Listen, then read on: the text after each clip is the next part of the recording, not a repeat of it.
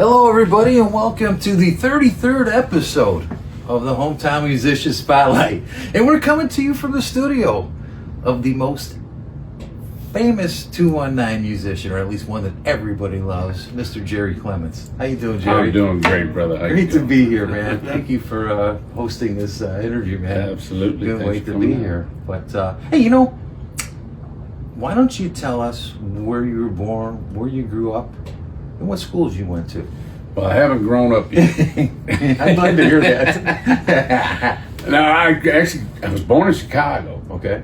Lived in Chicago till I was about 11, I think. Mm-hmm. We moved to Indiana. Mm-hmm. And I lived all over as a kid. My dad was a musician, Mm-hmm. so I mean, he didn't work a day job till I was probably close to 16 years old. He worked a little bit then, but back then he used to play, 5-6 nights a week. And so we lived all over Northwest Indiana. So what was it like growing up in the Clemons household with your dad already being a musician? I could assume that's your first musical influence? Yeah, for sure. I mean, I started playing guitar originally, and but it's kind of funny, kind of ironic, because he tried to force it on me, and like kids do. I tried to tell him, he tried to force it on my son. My son wouldn't have nothing to do with it for a while, but I just kind of got away from it. Then I got into a bunch of trouble, and he put me on stage to keep an eye on me when I was 16. So I started playing in his band when I was 16 years old, my junior year of high school. I was playing 4 nights a week, Wednesday, Thursday, Friday, Saturday, at the same club. I played there my junior, senior year of high school. Played there for 3 years. Yeah. 9 to 3 o'clock in the morning. Yeah. Wow, that's a long gig. That's a long gig. Yeah, that was a wild one. And so from 16 to 19. On my 19th birthday, an interesting story, on my 19th birthday, this guy come in there, and him and my dad got into it. Next thing you know, and it was where we played at was this bar in Hammond, Indiana, called Ray and Willie's, the roughest bar you ever want to go into.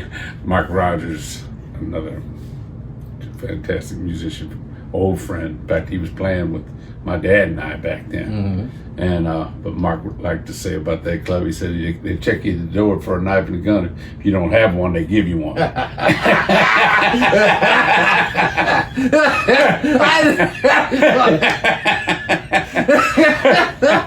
cracks me up. Oh, man. But anyway, on my 19th birthday, this dude unloaded a pistol on my dad, shot him 6 times, point blank, from me to you. Shot him in the head twice, shot him in the neck, stomach. Yeah, just unloaded the pistol on him. I was right in the middle of it. I got into it was a crazy scene. The bartender come over trying to break it up, which they never should have let the guy in there to start with. It's a whole. We could do a whole interview on just that story. But anyway, the guy about killed him. I mean, he was in intensive care for a week. Yeah, and it's a wild story, but it was kind of the beginning of the end of his playing career, because he was down for a while after that. He did come back. Of course, we opened a music store together. I'm sure you know we owned that music store. Yeah, in Griffith, Indiana, on Broad Street. Is that the original location too? Dynamite Music, the original location. Yeah, we opened that in '94. Had the store for 20 years, and my dad was the ambassador, I called him.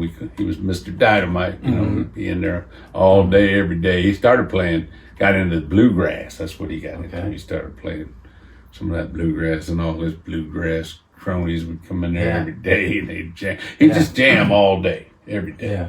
I mean, that was his thing. He loved to play. He loved to teach kids to play. He'd get a kid in there, get them started, have them playing an instrument in no time. He just loved it. And those are the things that spawn the music that we have here in Northwest Indiana. It's these music stores that people hang around in, and all of a sudden meet people like you coming in, talk to you, and all of a sudden get more inspired.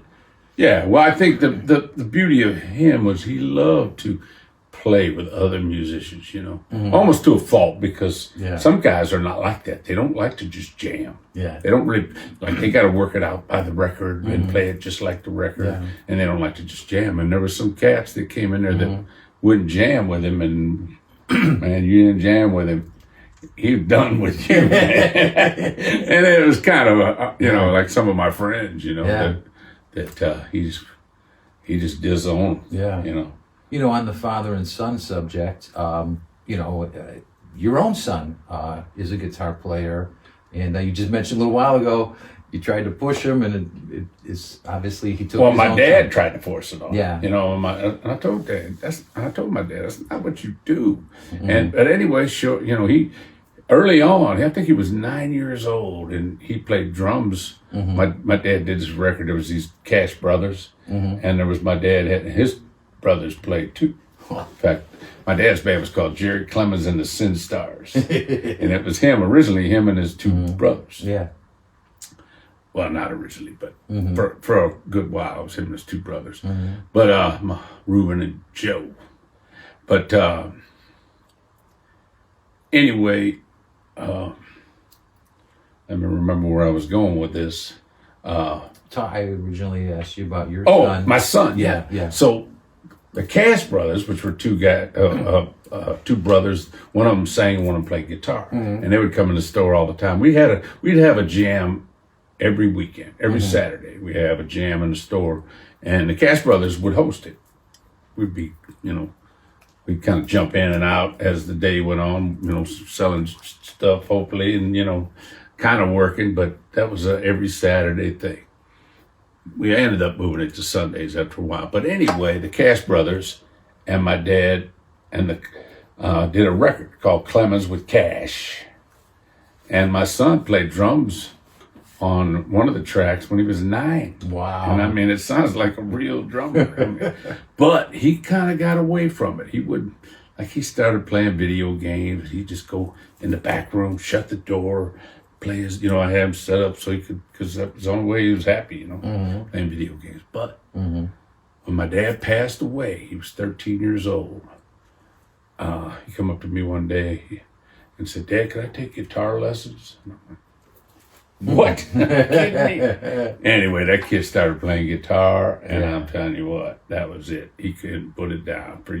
I mean, still to this day, the boy practices, I don't know how many hours a day. But yeah, phenomenal. Got a degree in jazz studies down in San Marcos, Texas, just south of Austin, and that's where he's been. He's been in some, like, he was in a rock band that toured all over the world called White Denim. Pretty cool. For about 4 years. He just left the band not too long ago. He's back in Austin. He's not big on the touring thing, you know. I think that's not his thing. I mean, I'm sure he's getting ready to start touring with a band, another national act called Shiny Ribs. I don't know if you've ever heard of that. Great band. Check them out. I don't know if you remember the band, The Gourds. They had some hits. One of their songs that wasn't theirs, but it went viral. They did a version of Gin and Juice. Okay. Like a bluegrass version. Yeah, a bluegrass version. Yeah, I don't know if you ever seen that. But Wow. It went viral. That's probably what they're best known for. But Kevin Russell, the guy who sang it, the main guy, he has the band Shiny Ribs. And my son actually just got the gig with them playing steel guitar. Wow. Steel guitar. That old steel guitar. Man. He's only been playing like 6 months, but that's, you know, the kid's, he's a freak, you know. So yeah, he's going to be touring with them real soon. He played last night in Austin with them. It was his second gig with them, but it's going great. But yeah, he's been nominated twice, best guitar player in Austin, which is the live music capital of the world. You know what I mean? Yeah, so he's proud of you. Cat Clemons III. Cat? That's a name we won't forget. Cat Clemons III. Which is ironic because he's Jerry the Third. Jerry the Third. But this lady started calling him Cat when he was around here, and he liked it. So he kept that when he went to Texas. You say Jerry down there, they don't even know what you're talking about. Yeah. He's Cat to everybody in Texas. Yeah. So anyway. Any other children that are musically inclined? Any other sons or daughters? He's got a twin sister that is super talented, but she's very, I think because of him, because he always got so much attention, around the store, because that kid started, he would pick, it was changed his whole, like when he started playing guitar, and that's why I tell these the people that, because it changed his life. We were looking at learning centers for him. He was having a really hard time in school, and he started playing music, and the whole world opened up for him. Wow. Like he wouldn't talk to people. He'd go in the back room. We had a door. He'd shut that door. Wouldn't talk to nobody. And but once he started playing music, I mean, anybody that walked in the door, he'd try to get him to show him something. You know what I mean? He'd talk to everybody. He became the most improved student of the year. He got a watch and a plaque. Next year he went into honor. Everything just got better and better for him. And so, and I attribute that all to music. It just kind of opened this world up, Music solves and heals. Music is such an amazing power. But but his sister, she was the belle of the ball around there. She's a real, she's friendly and just outgoing. And, everybody loved Jesse. But then when he started getting all the attention, and she was playing. In fact, she was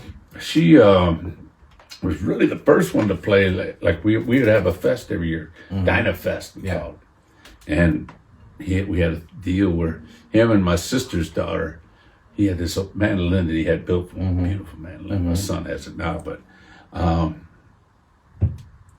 he told them that whoever did a better job on this song at Dyna Fest, he was going to give them that mandolin. And my daughter nailed it, and he gave her that mandolin, which was amazing. And it had his face painted. This guy, air brushed it, or whatever you call it. Yeah, you ought to see it. It's something to see. I got a picture of it somewhere. But she never would. After he started playing and getting all the attention, she would not play in front of me. She sings great. And ironically, she raps like you ain't never seen. Like she loves some of these, Nicki Minaj or whatever. She can do all that stuff, but she won't do it on stage. It's crazy. The mind. But anyway, she's beautiful too.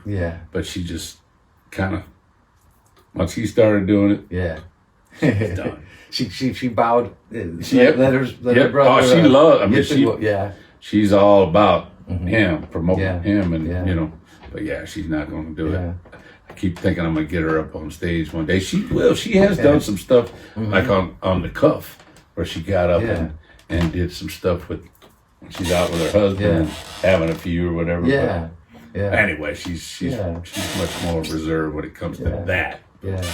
When we go back to your timeline, when you go from that time when you're 19 playing Wednesday through Saturday, up until 1996 when you start Nick Danger, which we'll talk about, can you fill in some of the blanks of your journey in between those years? Absolutely. So when that happened, when my dad got shot, of course he was done. I actually went back in there and played. He got shot on a Thursday, on my birthday, 19th birthday. And I thought I killed the guy. Shot because I thought my dad was dead. In fact, he was in the hospital longer than my dad was. But anyway, the guy was supposed to be tied to the syndicate, and he supposedly had a hit out on me and my crazy butt. I was like, come on, baby. So I went back in there. I played that weekend. I fronted the band. I was like, come get me. And luckily for me, nothing ever came of it. But I went back in there and played for, I don't know, a month or two. But then I left and went on the road. I played all over the country for a cat named Billy Shaver. We had a touring bus. Winnebago. We had like a 32-foot Winnebago. We played some cool gigs. Had a lot of fun. And did that for, I don't know, about a year and a half probably. And I came back and actually ended up going back to college. Oh. I mean, because I barely made it through high school. I took basic everything. I was playing till 3 o'clock in the morning, But I took basic everything. Yeah. But I ended up going back and doing the whole, I had to do like a year of college prep, but I did it. I went back and actually at Purdue Cal, got my business degree. But I always played music. I have never not been in a band and played music. And I mean, there was a time, actually, for about 2 years that I was playing music 5 nights a week, going to school full time, and I was working in the mill. I mean, I was it was a maniac. I was a maniac. I just wake up, get an hour or two, wake up, start getting ready. By the time I got to the car, I knew which way I was going. I was crazy. But I did that for 2 years. Yeah. But I had in '84, while I was going to college, there was this cat around here. You probably don't remember him, but he was a big time dude. John Kuiper was his name. All right. And I got a gig with him, which was a big deal. Yeah. I remember going out and trying out. He was having auditions at the Raging Bull, which is a big club out in Maryville. And there was probably 20 drummers there that night. Oh, I was a drummer. I played drums. So you were drumming. For the first 20 years I played music, I played drums. Okay. Yeah. So when he put me on stage, I was the drummer. And so I ended up getting the gig with John playing drums, and that was he was on the Oprah Winfrey Show. He won this big talent contest, won a band, like a conversion band, and it was pretty crazy. That dude was hot, and that was really cool. I mean, that was the next level for me. We did some pretty big gigs, and then John left and went to Nashville to be a big star, and we kind of hung around. Of course, I still was playing. I think I was just doing pickup gigs here and there for that year when he was down, because he went to Opryland, which is where a lot of the stars got their start. It was for the summer. Well, when he came back, we got back together. And it was, but then when he came back, it was not John Kuiper. It was John Kuiper and the County Line Band is what it was. County Line. Right? I don't know if you remember that. No. Okay, so when he came back, he just called it the John Kuiper Band, dropped the County Line Band. And so we played until the next summer, and then he went back down to Nashville. Well, I decided I was just going to keep the County Line Band there, and keep the band rolling, and that's what we did. I started the County Line Band with this other cat, PJ Banks, and did that for, I think I had the County Line Band for 12 years. Wow. And That's a long run. That was a That's long a pretty run. long run right there. And we played, I would have, by October, I'd have the whole next year booked. Of course, back then, you might play at a club for a month or two. Oh, wow. Back then, I remember we'd play at Pioneer Tap over in Hessville. That was 5 nights a week. I remember that. That's where I was playing at when I was going to college. It was crazy. But I did that. And then I got a bug up my butt. I wanted to get out from behind the drums. I figured I was depriving all those girls that could see me. That's right. You know what I mean? Up front, man. You're a gregarious kind of guy. People need to see more of you. Hell yeah. So I decided I wanted to become. I played guitar and keys for a while, and I was going to do that. I was going to hire a drummer to play guitars and keys. Never could find a drummer to suit me, and so I kind of put it on pause for a minute, and then I said, you know what? We could just have another cat, and I'll play bass. That'd be a little easier transition. And again, I'm trying to find, because being a drummer, I'm pretty picky as to who I want for a drummer, and I'm still that way. Like I'd rather stay home. I'd rather dig a ditch than play a gig with a bad drummer. I mean, I'm not going to do it. I've been so lucky to play with some phenomenal drummers. And the drummer that I wanted, the guy that I thought would be perfect, was this cat that I know you know now, is Mr. Terry Boylan. Oh, who's yes. the drummer for the Nomad. Wonderful guy. What a story he has. Great dude. Yeah, lots Total of stories. professional. Total pro.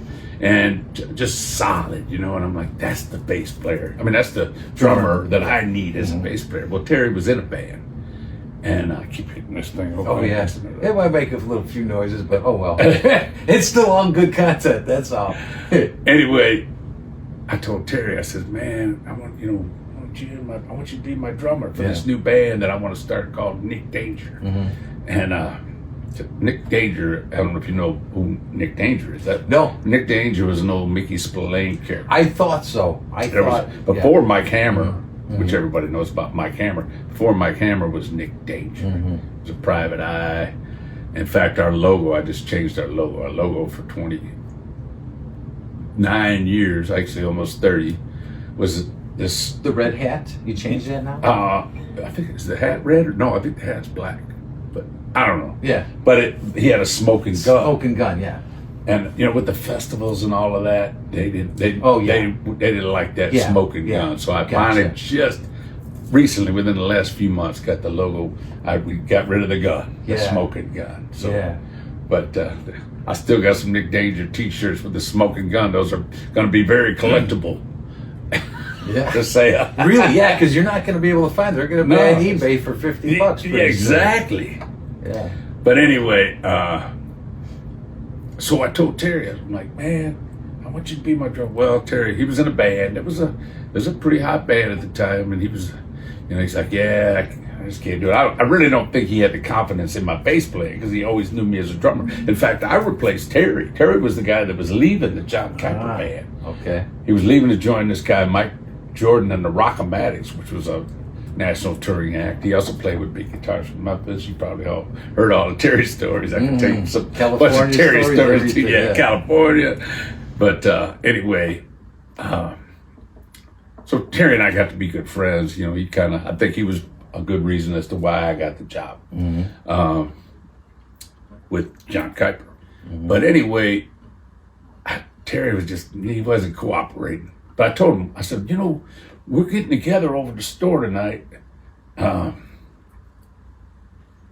we weren't really getting together, but I'm like, we're going to get together at the store. I knew he loves Zeke. I don't know if you've heard of Zeke Rogers. Oh, sure. I've interviewed Zeke, yes. Oh, have you? Okay. Yeah. Well, I had Zeke, and then I had Kenny Bernowski, who's still playing with me. And he's playing with you Thursday night at 41 North. Yes, he is. Phenomenal guitar player. Kenny's played all over the world.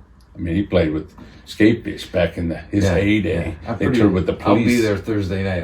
I got to see this. Oh, that's going to be a good one. I got Chad Burton with me that night, too. I don't know if you know Chad. Yeah, I've seen him once at the Art Bar, I think. Solo, possibly, or something. Probably, yeah. He's a maniac.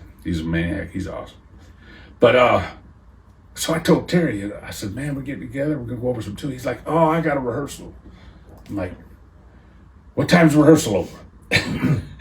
And he's like, I don't know, it should be done by 9. I'm like, that's when we were going to get together. I'm like, just come on by, play a song or two with us, you know? Yeah.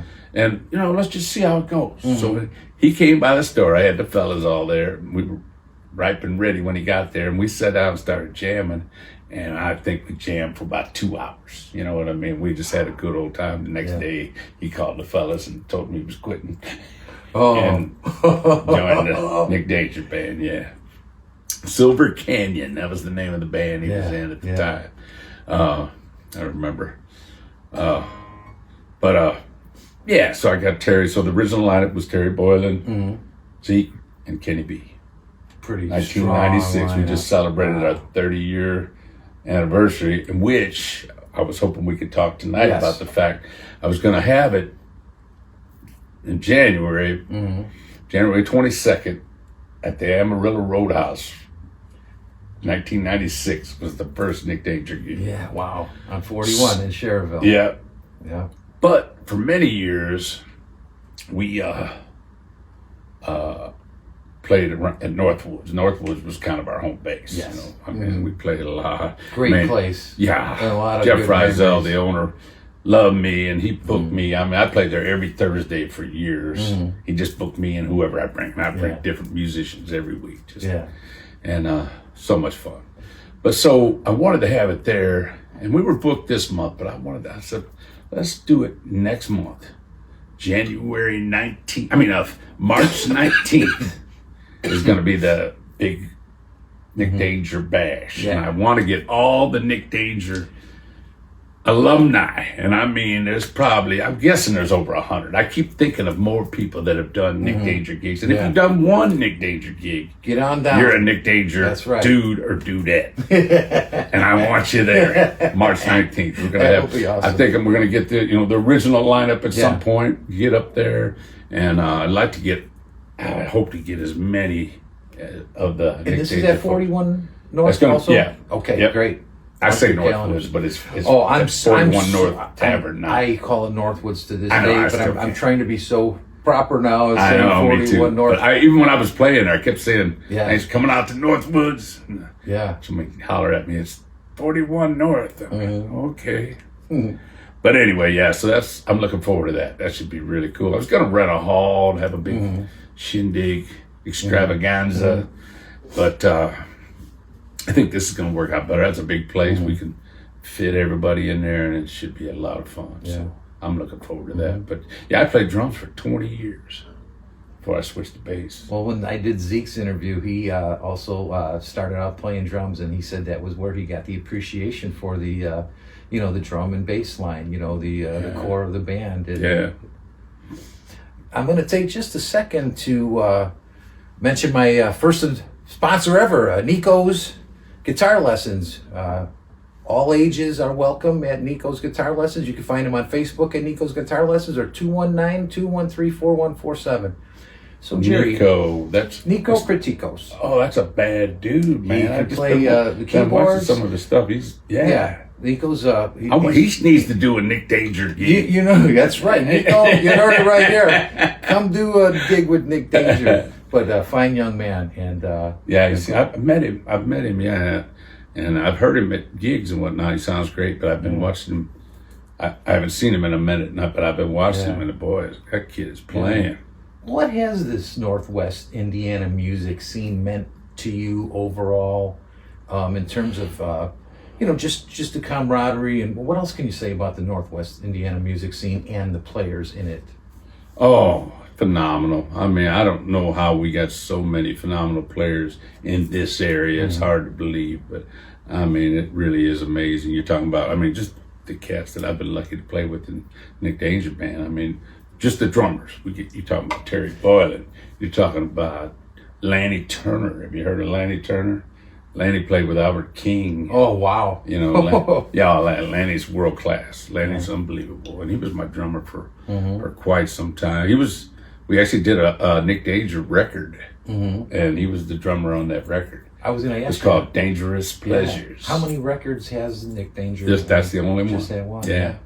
Do you do some songwriting to this day, or is that something that you just kind of play? I just play. Yeah. Yeah, I haven't done a lot of the songwriting original thing. Getting old. Yeah. I'm just kind of enjoying what I do and still trying to get better. Still trying to. Still upgrading my gear. Just bought a new cabinet last week, and always trying to improve the sound. Actually, Chad Burton was supposed to come by tonight. We were going to go over some tunes for Thursday, but he's that maniac. He buys and sells houses, and he's a handy guy. He can do anything. He's been over there working all day, but he was going to come after this interview, and we're going to run through some tunes. Hopefully tomorrow he'll still come by, because just going to try to revive some of the stuff we hadn't done in a minute. But Chad was in my band for he was in Nick Danger for about 12 years. In fact, he was in the band when Nicole Jamrose and Chris Wander on keys, who plays with Echoes of Pompeii now, has for quite a few years. Yeah. And that main lineup was Nicole Jamrose, Chad Burton, Chris Wander, and Joe Venegas on drums. Joe's actually the drummer with the Sharks. I was just going to say, yes, I know him. I've seen him this summer at Solid Tap when they have the full band. And Mike's singing, and Joe was there behind the drums. That was a hell of a lineup. And actually, she played with me for about 7 years, and then she got on that show. Oh, right, American Idol or one of them things. Nashville Star. She was she almost won it. Wow. It was on national TV every week for, I don't know, about 3 months, I guess, or a couple of months, whatever it was. And she almost won it. And then after that, of course, I was in her band. We were in her band. But that was a heck of a run, too. I mean, we did played some big gigs at Star Plaza. Played with Travis Tritt at the Festival of the Lakes. And opened up for Lone Star a couple times. Was it the Lone Star gig in Crown Point? I think I was out there a few summers ago. They played at the big Bulldog Park in Crown Point. The only time I ever saw them. No, that wasn't that one. Okay. That was Bulldog Park wasn't even around back then. We're talking 20 years ago, I guess. We opened for them at Star Plaza, and that was right after she was on that show. Yeah. And they added her to that show. They had sold about half the tickets. And they added her to that show, and it sold out. I mean, that place was rocking. It was packed. One of the funnest nights of my life, because she actually got the party room. I don't know if you ever saw our party suite. It's 2 stories. Okay. It's unbelievable. But she couldn't stay, so I got the room. Wow. And we had a big party. I mean, everybody came to that room. I bet you there was couple hundred people in and around that room. The police came 2 or 3 times. It was epic. What a night. Wish that place was still there. I have so many memories of concerts there and just getting dinner packages. And I could keep going on. I saw Stevie Ray Vaughan there. You know, I saw Steely Dan. I saw so many great shows. I loved the Star Plaza. And then there was TJ Maloney's, which was inside there. And I was booked there once a month for years. I played there every month for years. Love that place. So which genre, if you had to pick one, has your soul? Is it blues? Is it rock? Which one? Man, that's a tough one. Yeah. I mean, probably, like, I'm kind of I'm all over the place as far as the music that I love. But for my, when I can maximize my little bit of talent that I got, I'm best on like the Johnny Cash, Elvis Presley, Stevie Ray, ZZ Top, that kind of stuff. That's where that's where I go. Now I try to surround myself with some cats that can cover everything else. And we do. We cover a lot of material. But I've done a lot of different stuff. I still do some of the old country. Okay. That I did when I started playing in my dad's band, some old Merle Haggard and.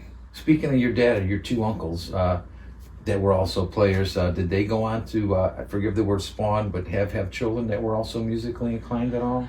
Not really. My Uncle Joe, who was a drummer for a good while, he had girls and they never played. And then my Uncle Reuben, his son, little Reuben, never really played. He moved. He lives down in Tennessee, just outside of Nashville, but he's never played music. So kind of. So I always have a couple questions towards the end of the interview that I like to ask, which are hypothetical questions, kind of fun questions.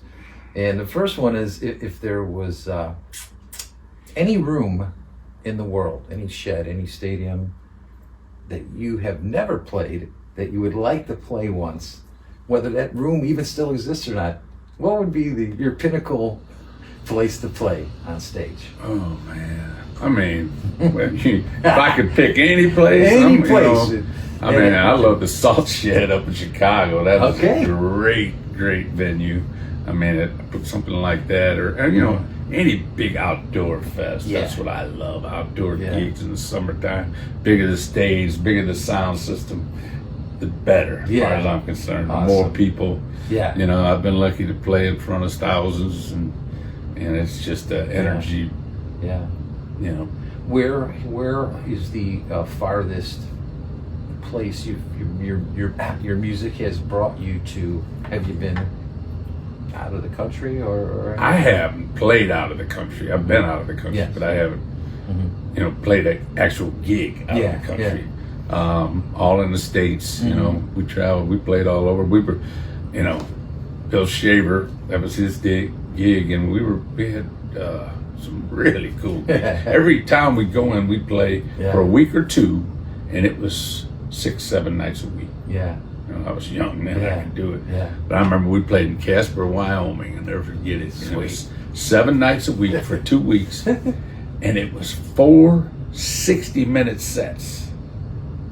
Yeah, so it was a 6-hour night. A full day. 4 60-minute sets is a long, and did it for 14 nights in a row. I remember I was drumming, man. I remember getting pains in my back, you know. But yeah, no, it was.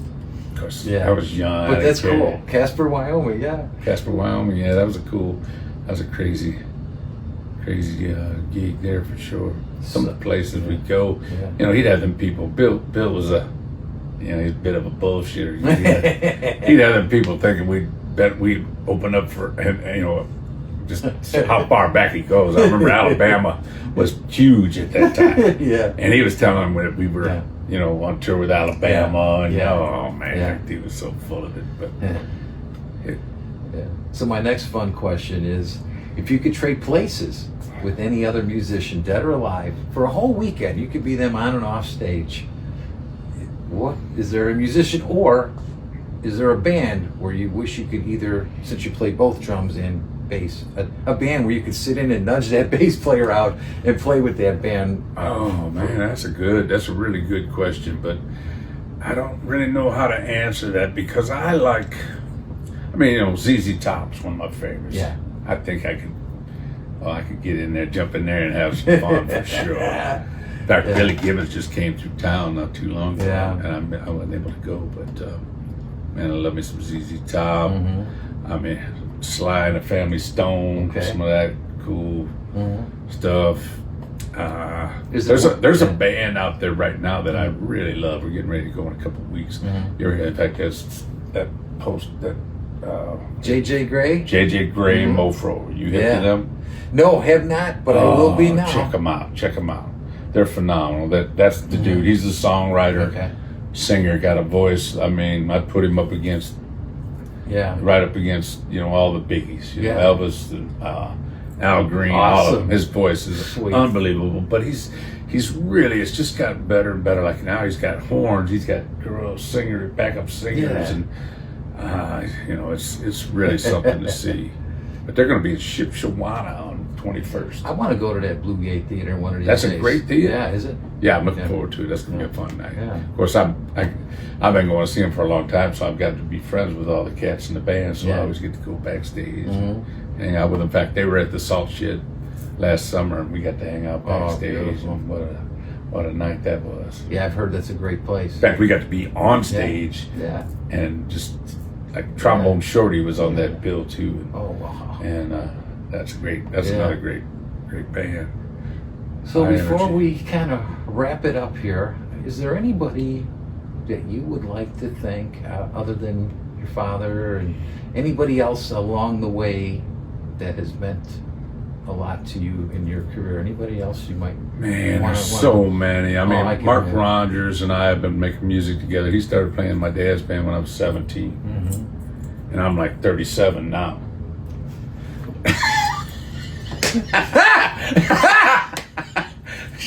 What are you laughing about? Anyway, no, Mark and I have been making music together for a long time, and had a lot of fun with him. And of course, his son, you know, ended up being. Matter of fact, I texted Mark before I came here, telling him that you and I were going to get together, and somewhat inviting him to but he's with 5 of his grandchildren today, and playing games at home or something. He's stopped over, but he's just an old friend of mine. Who, you know, they're like family to me. As much as anybody. But I mean, and just all the musicians that were cool enough to take my gigs and show up and do a great job. I mean, I'm telling you, I bet it's over 100 musicians. I don't know if you saw the post. I wish, you know, because some of them, you know, I just threw the stuff up there to get it out there, and I didn't have everybody in my head yet. And then I just started, I thought I could just add them to the list as I went along, you know, as I thought of them. But for whatever reason, it's never happened before. Facebook won't let me edit it and put them on the list. Oh, crap. Yeah. Sometimes it does funny stuff. Like that's it weird. Limits things, So I just commented and put their name in there. So I'm going to make a post real soon to start promoting this March 19th gig. Which, by the way, leads me to the last question. How can people follow you, Jerry, follow the Nick Danger Band, and keep up with all the stuff that you're doing? Oh, I'll have one more question after that too, but go ahead. Well, I got a Nick Danger page, which is, I don't use it as much as I should, because I posted on my page. I got 5,000 friends. Yeah. So I always posted on my page, which is Jerry Clemons, which is lemons with a C in front of it. As I It's a good way to put it. Yep. And just friend me on there. I'll delete somebody. Yeah. I do have to do that all the time. Yeah. But I posted on there. But and then it's always like we're always on the Region Music. Yes. Yeah, I'm sure you follow that. It's a great page. That he always puts our gigs on there. But yeah, I post. I don't make them early usually. Usually on Monday I make my events for the week. Yeah. But so it's pretty easy to find me. If they want to come out. We're playing this Thursday at 41 North Tavern. That's going to be a really good gig with my old buddy Chad Burton going to be sitting in with us, along with Ken Bernowski and original Nick Danger dude, and this great young drummer called Luke. I call him Cool Hand Luke Ratley. Sounds great. He's a real solid drummer, so that should be one of the things I forgot to mention during the interview. It just hit me. Can you tell us a little bit about Flamingo Fest, the inception, who thought of it, how it came about, and what's the status of future Flamingo Fests? Well, that's not my deal. That's Nick Dibbage is the owner of Flamingo. They've been having it though since before he got involved. Oh my! The Flamingo Fest has been going on. I played that Flamingo Fest probably 20 years ago. Wow! Early. Yeah. In fact, maybe 25. Because early Nick Danger, we played that Flamingo Fest, but it goes on every year, Labor Day weekend. Okay. And there's always. It's like 4 nights of the best entertainment. 4 nights. Wow. I think he starts on probably Thursday. Thursday, Friday, Saturday. No, maybe it's Friday, Saturday, Sunday, Monday. Oh, okay, because of the Labor Day being Monday. Yeah. But yeah, he has some killer bands, and it's outside. He closes that off, where all the cars are parked. He fences that in. Oh, I see. Makes that area even perfect. bigger. Yes. But the summertime out there, he has that tent out there all summer, and there's bands every Wednesday, and then he'll have it on the weekends sometimes. Yeah. And we usually do the kickoff like in June 1st. I think he gets the tent put up. Yeah. And we usually do the kickoff show. We did it last year, and I had Jeff Massey from the Steepwater Band and Billy Romer, who plays with the head honchos. Yes. And man, we played. That was so fun. That was a great day. It was a beautiful day. And, man, it was so fun. We had a great time. I'm going to anoint you the Flamingo King. I don't know if it'll stick, but anyway. I love the Flamingo for sure. Yeah. Well, that is going to wrap up this episode of the Hometown Musician Spotlight. I want to thank Jerry Clemons. What a great interview this has been. Great time spending time in your home, and thank you so much. Yes, sir. And so until next time, peace, everybody.